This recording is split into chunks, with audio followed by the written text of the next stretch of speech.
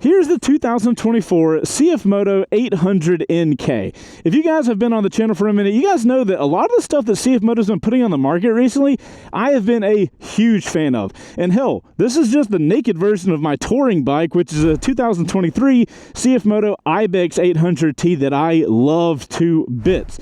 The only problem is the 800NK has a massive glaring issue that is stopping it from what I would feel is being the amazing bike that it could be. Now, since I've been riding it for a little over a month, in today's video, we're going to be talking about that and a lot of the other stuff that I've noticed while riding it around in our 1 month review. Let's get into it. Oh, also, this video is sponsored by CFMOTO, but we'll talk about those guys here in a second.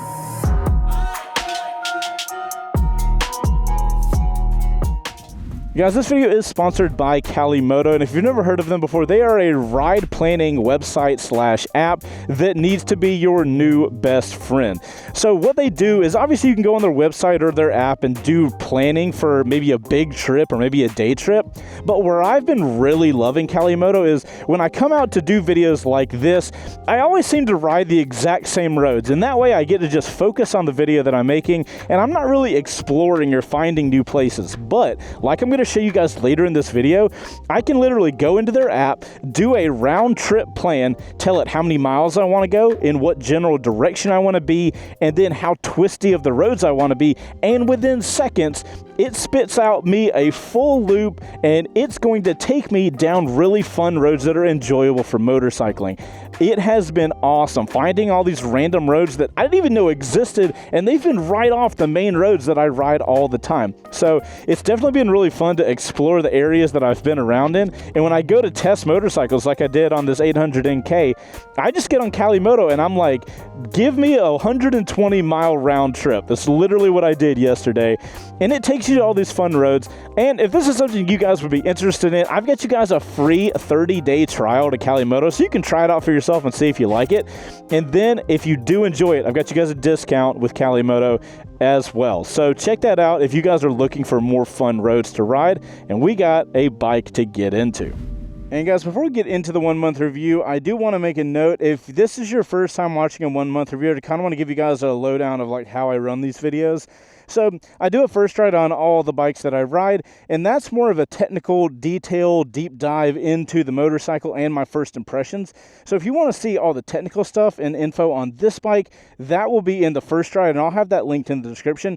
The way I like doing my 1 month reviews is I want to give you guys basically my owner's review of the bike, and I like to put that in a pros and cons list. That's just the best way that my brain can conceptualize everything. So that is how we will focus on this video. And also, guys, if you guys appreciate these videos, drop a like down below. I would really appreciate that. And that way it lets me know you guys enjoy these 1 month reviews, and we'll keep doing them. And as always, if you guys have suggestions for what you would like to see in our 1 month reviews, let me know. But let's start off with the pros. So first pro, before we get on the bike and start riding, are the looks. Now, I know this bike looks really close to CFMOTO's 450NK, but I think the bigger size really helps the looks out. I love the sharp lines in the open area and the little triangle situation up front. I'm not a huge fan of the looks on the 450NK, but something about the 800 really does it for me. And look how tiny that exhaust is. And we're going to hear that exhaust here in a minute, but oh my goodness. I also love the headers just being exposed. I don't know, man. I think it's a really sharp looking motorcycle, physically looking sharp and just looking really good. So as normal, CFMOTO is just knocking it out of the park when it comes to the looks on their bikes. You guys saw that small exhaust, and here's how that bad boy sounds.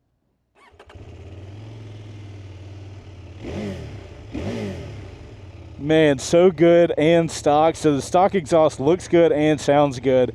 It's one of the few bikes that you can actually purchase and not have to worry about getting an exhaust, which is so nice because those things are not cheap. Guys, before we head out, I don't want to take the normal routes we take, so I'm going to get the CFMOTO app opened, and I'll show you guys. You can do a round trip. 60 miles is a bit much for this video. 30 should be fine. I want twisty, man. I want the twistiest you got. And we'll go north. Let's see what it gives us. Look how fast that came up, dude. That's so awesome. Yeah, start navigation. Let's go on this ride. Sweet. And guys, as we're puttering around the parking lot, I want to touch on one of the first pros of this motorcycle, and that is its maneuverability. Because you're sitting low in this bike and you have handlebars, it puts you as the rider in a position to where you can maneuver it so easily. And as you guys can see, it literally takes no energy to whip this bike around. It is so solid.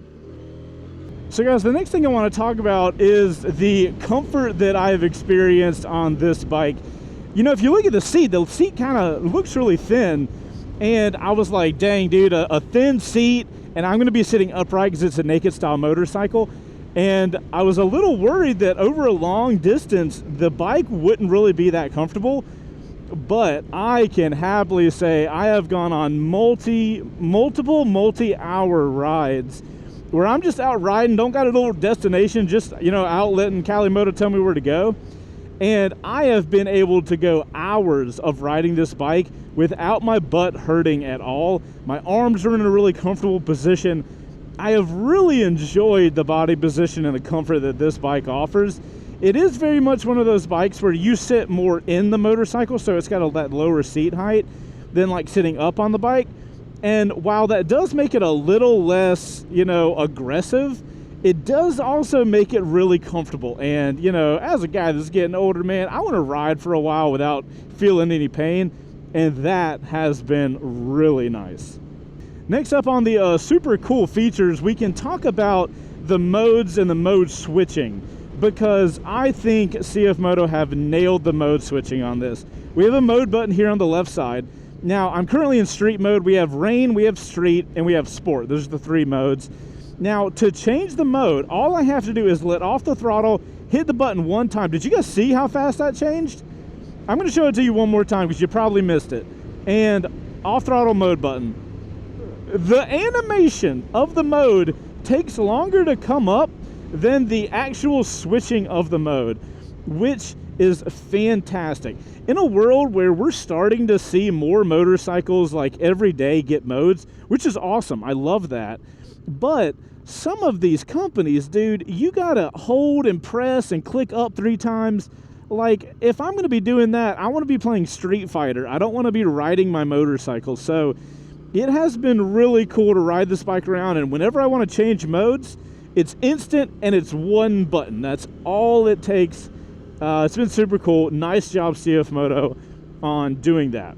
Now, speaking of modes, let's talk about rain mode real quick, because that's another pro of this bike that I think CFMOTO did a really good job in. Rain mode shockingly takes away a lot of power. Now, you're probably thinking to yourself, like, why is taking power away good? The reason that is such a big deal is because on a naked bike like this that has this much power, and we're going to talk about that here in a minute, it is very easy to get an uncontrollable level of power on this bike. And if you have it in sport mode, when you are going from a red light, the front wheel just wants to come up. When you put this bike into rain mode, it feels like an entirely different motorcycle. And that's a good thing, because that means you can reliably ride this bike in the rain and not have to worry about that crazy level of power that it actually has. Also, I really like that all the modes have their own screen. You know, some bikes, they'll put you in a different mode, and then the mode kind of looks the same, and it's only like this one little piece of the screen that changes.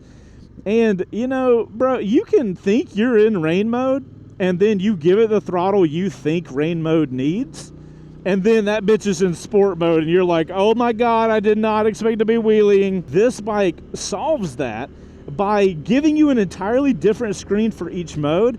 So not only does it say it there at the bottom, but the whole screen looks different. So I do appreciate that as well. It's just a nice little added feature that helps you as the rider know where you're at as far as the bike goes. Now, when it comes to all the modes, I find myself generally in street mode on this bike. Sport mode has a lot of power, and sport mode's got that kind of power that, you know, you need to be intentional about wanting that level of power. You know what I mean? Like, not every day do you want to come out and just like raise hell. You need to be in the right mindset to be in sport mode. So I think street mode handles the majority of what I want to be doing on this bike. And then if I just want to get crazy, you know, I'll pop it into sport mode for a second and see what's up. And now we gotta put it back in sport mode so I can show you guys one of the other pros of this bike. And that is the just ridiculous power delivery. You know what? We'll pull over here. We'll pull over here, let some cars go by, and then I'll show you guys. All right, we got some freedom here.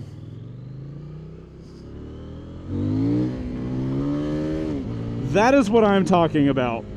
In sport mode, just going on throttle, the front wheel comes straight up. And that was not full throttle. I want you guys to know that.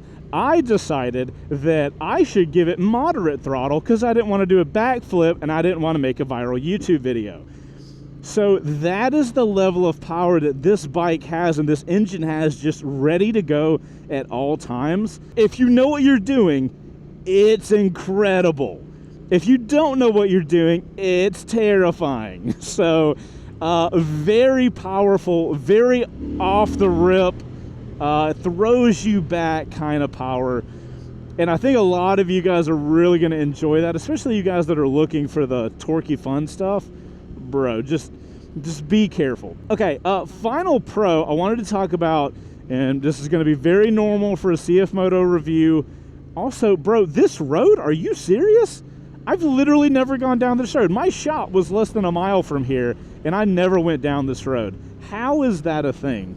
Loving Calimoto, Jesus Christ. It's going to make my videos so much more interesting for me. Maybe not for you guys, because I don't know how much you guys pay attention to the roads. But, like, for me, getting to ride new stuff and just talk to you guys and know that it's going to be a good road. Anyway, I know we're done with the ad, but, like, this is awesome. Sorry. Okay, so another very normal thing with a CFMOTO with a Pro are the price. This bike, brand new, is $8,699. Now, if you're not really familiar with where pricing is, the MT-09, I think, is right above $10,000, which is a little bit more power than you get with this bike, and you get more tech and all that kind of stuff, so it's not a fair comparison. But the Suzuki GSX8S, which is the naked GSX8R or whatever, that bike is $89.99. This bike is $86.99. $300 less. It has more power, and it weighs less than the Suzuki. So, you know, at this price point, I don't think $300 is that, like, massive or a crazy thing. But you are getting so much for $86.99. That is such a good price for a motorcycle like this, with the power numbers, with everything that you're getting. Just really impressive on the price thing. But I mean, that's CFMOTO's game plan, man. They're putting out a lot of motorcycles that are way better than the price makes it seem. And by doing that, that's how they're getting their market share right now. And honestly, it's a genius move, and hell, dude, it gives us bikes that are really good for a price they shouldn't even cost. So I ain't saying nothing about it. We're just going to let them do their little marketing strategy, and we're going to get cool bikes for cheap. I'm down. Okay, let's talk about the cons. So the first con, we'll start out with the easy stuff, and we'll build up. First up, we've got this D-pad here, which it works totally fine, but I'm not really a fan of the situation, and the middle button actually does not press. So I feel like there's a better way to do that. My issue with this, like, functionally, it works totally fine. And I've had no problem navigating the menus. The menus are easy to navigate. Everything works well. I don't know, dude. I just don't like the idea of that middle button not doing anything. It kind of annoys me, and I think there's a better way to do it. Next up in this area is, if you guys can see down here, the blinker is kind of recessed under the D-pad thing. I don't know why. I might be just a special individual, but I have had such a hard time finding the blinker, and that's even after a month, you know, my thumb goes over here and I start feeling different buttons, and I'm like, I don't want to hit the horn, and I don't want to, like, I don't know. I think it's a little tight over here with the blinker, and I think if we had a little more separation between the blinker and the bottom of the D-pad, it would allow me to find the blinker a little easier. There's been a lot of times, dude, where I've been looking for the blinker and I'm riding, I'm focusing forward, and I have to look down to double check that it's the blinker. So, you know, I never want to be in a situation like that as a rider. I want to be, you know, confident that I don't have to move my eyes and I can keep looking forward. So that's been a little con. Haven't been a huge fan of that. Alrighty, guys, next little thing that I wanted to talk about is the power drop that this bike experiences that is just like my Ibex 800T. I don't know if you guys have followed those videos, but it's got the same engine as that bike. I think they might have, like, you know, done that whole naked thing where they slightly tune it differently or something. But basically, this bike, just like that bike, when it gets around right at the 4,000 RPM mark, there is a very odd power dip. And like, I could be proceeding forward with the same throttle, and when I get to that 4,000 mark, I can almost feel it. Or, not almost. I can feel where I am at, and I know for a fact I'm at that 4,000 mark, because the bike almost feels like it's losing the throttling that I'm giving it. And then I start questioning myself, and I start giving it more throttle. And once it gets around 5,000 RPM, that little power dip goes away. But it is a pretty significant power dip that I experienced. I don't know if that's something with CFMOTO's 800 engine or what. It's really weird. I've talked to some people about it, and from what I understand, it apparently is them working with emission standards. Now, I do want to be clear, I have not talked with anybody at CFMOTO about that little power dip at 4,000 issue, so I don't know if that's an actual thing. It's just hearsay from people that I've asked about it.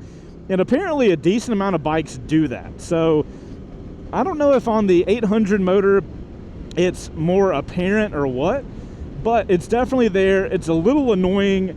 It's one of those things that you can end up riding past. Like on my Ibex, when I get to that 4,000 number and the powers, I feel that power start to drop. Again, another awesome road. I just give it more throttle and I just kind of push the bike through that little area, and it kind of alleviates the issue for me. And that, you know, that's just been the same thing I've been doing with this bike. Whenever it gets to that spot, I just give it a little pop of throttle, increase the revs, and get me past that.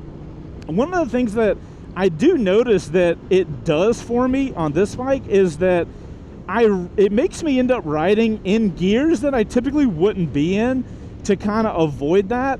And sometimes those gears are not optimal for the road or the position I need to be in. So it kind of sucks. I would really be interested if that can be tuned out.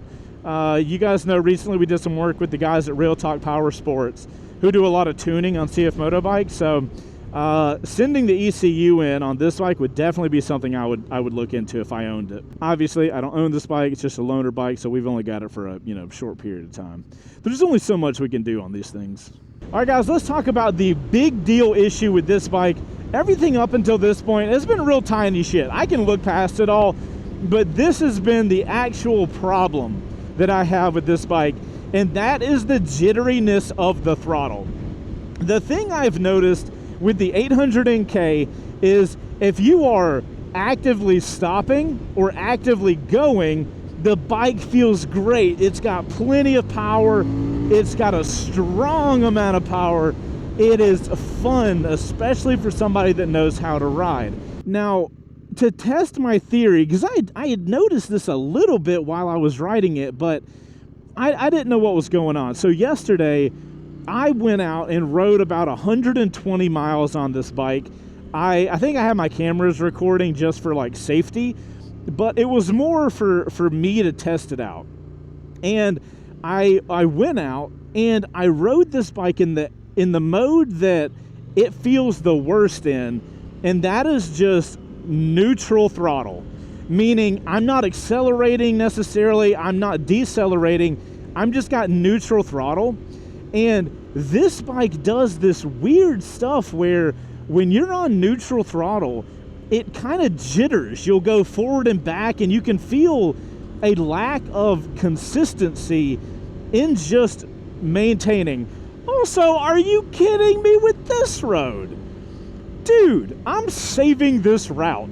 This route has been amazing. Shout out to CFMOTO. Sorry, I'm excited. Anyway, back to the throttle. The bike just does not like being casual. I specifically took it downtown where I knew a kind of chaotic throttle in the downtown environment where the roads are not good, and you know, I'm bumping all over the place because the roads in Atlanta are shit. And that exacerbated the problem even more because now the bike's jumping around and the throttle is so twitchy that any little bump, and you know, I've got my elbows bent. I'm trying to make it to where the bumps in the road are affecting the throttle as little as possible, and still I would have this crazy oscillation just like that. You guys see how aggressive that is? So yes, I'm in sport mode, I'm in the more aggressive mode, but this happens, granted, to a lesser degree in the other modes. So street mode and raid mode kind of benefit because it tapers the throttle down and the throttle sensitivity down, so it's not quite as bad. In sport mode, you get the problem 100% unadulterated. It is rough. You know, I'm in a higher gear now, and that's what I found out I did yesterday. So I've got that weird 4,000 RPM power drop, so I'm already in weird gears. And now with this issue, in order to kind of put a band-aid on it, what I would do is I would ride in gears way higher than I really need to be, and that semi-solved the problem.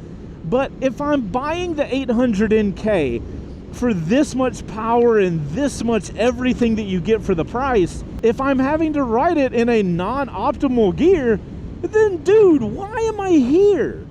I don't know. The snappiness and the lack of consistency in the throttle was really getting to me yesterday. I don't know if it was the traffic was really bad. It was Labor Day. I probably shouldn't have gone out on Labor Day. There's a lot of traffic. But dude, yesterday when I got back from that ride, I was in a bad mood because I love so much of what this bike is doing. It's doing so many things so good, and it is coming in at a price that is less than the competition. It's crazy. And then it pissed me off that this one tiny little, just son of a bitch little thing ruined the experience for me. So much to the point that I was sitting there thinking, you know, the Suzuki GSX8S, the naked bike, is heavier, it has less power, it's more expensive, and because the throttle is better on that motorcycle, if I had the money to buy both bikes, I would buy the 8S over this bike, and it's only because of the throttle. So, I don't know, it just got me into that headspace of like, damn it, you're so close, yet this tiny little thing ruins you. And that's kind of where I left the day with yesterday after my, you know, extensive ride. Now, I don't do that long of rides on a lot of the 1 month loaner bikes, but when a bike has an issue that I'm just trying to figure out, that's all I knew to do. I was like, dude, I'm just going to go ride for, you know, it ended up being like 2 or 3 hours. And I'm like, this is all I know to do to figure out this problem, and that's kind of what I came up with. It's kind of funny what bikes get to me and which ones don't. Like, if it was just a crappy bike and I didn't care, dude, it wouldn't be a big deal. I'd be like, yeah, bike sucks, whatever, next. But it's the bikes that do so many things well, and then it falls short in one thing. That's the ones that get to me, because I'm like, I don't know. I enjoy the motorcycle, and I enjoy so many things about the motorcycle, and it's crazy when one thing can just ruin the whole bike. It's kind of nuts. But anyways, guys, I've been talking quite a lot, so let's get back to the parking lot and wrap this video up. Now, guys, the good news about all of this, and I know it's good news about a bad situation, but the good thing about it is this throttle is a ride-by-wire. And what that means is there are electrical signals that are going from the throttle to the computer of the bike, telling it how to put down the power that you are requesting of it. Doing ride-by-wire allows bikes like this to have power modes. It allows it to have cruise control. So we definitely like that it has ride-by-wire throttle.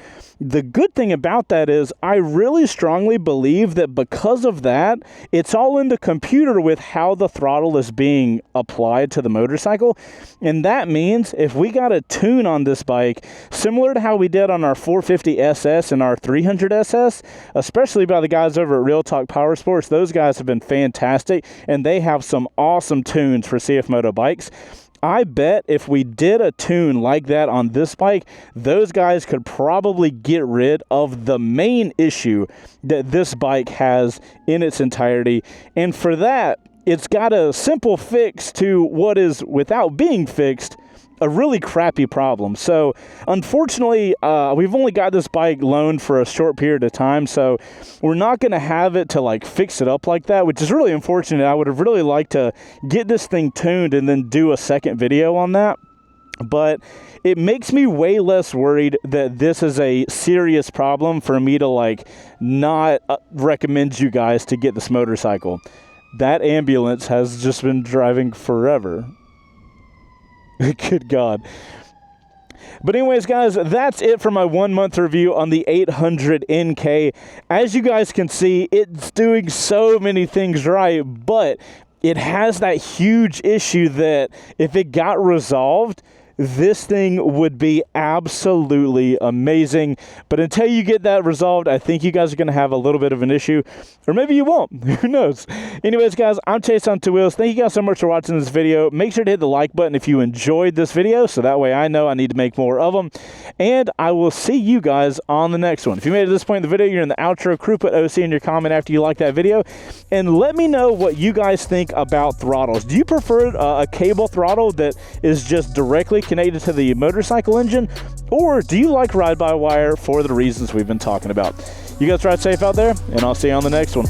Later.